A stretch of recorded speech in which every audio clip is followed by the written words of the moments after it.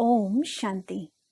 बाबा कहते हैं, बच्चे, मैं जो हूँ, जैसा हूँ, मुझे उसी रूप में जान और मान।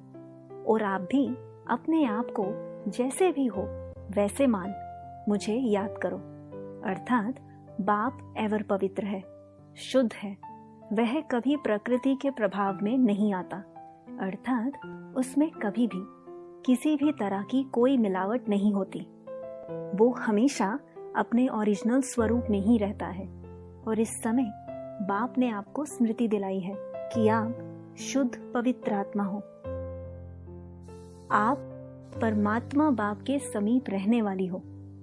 और आप जितना स्वयं को पवित्र मान बाप के साथ योग लगाते हो, उतनी ही जल्दी अपने ओरिजिनल स्वरूप में स्थित हो सकते हो।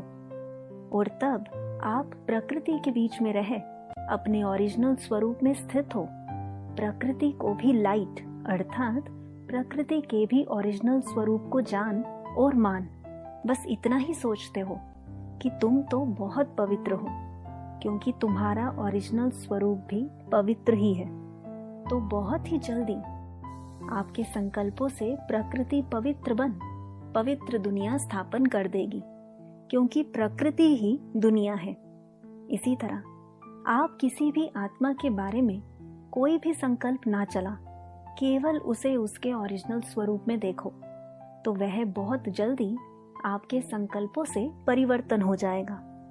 जैसे सोने में कोई मिलावट नहीं, तो वह पवित्र है। दूध में, घी में कोई मिलावट नहीं, अर्थात वह अपने शुद्ध स्वरूप में है। और हर चीज को पवित्र बनाने के लिए अग्नि का प्रयोग किया जाता है। अग्नि अर्थात लाइट। जब आप स्वयं को ओरिजिनल स्वरूप अर्थात लाइट समझ सबको उनके ओरिजिनल स्वरूप में देखने या संकल्प मात्र से भी अर्थात पवित्र लाइट से सब कुछ पवित्र लाइट में परिवर्तन हो जाएगा। बच्चे, महसूस करो कि सब लाइट ही लाइट है, बस लाइट ही लाइट है। अर्थात जो कुछ भी इन आंखों से देखते हो और महसूस करते हो, वो सब लाइट है।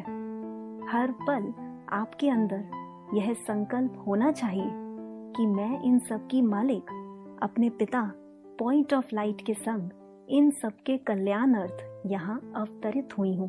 बस अब इन सब का अर्थात इस विश्व का कल्याण हुआ कि हुआ। न्यारा अर्थात प्रभाव मुक्त। न्यारी आत्मा ही सबकी प्यारी बनती है। न्यारी आत्मा ही सभी का कल्याण कर सकती है। अच्छा, ओम शांति।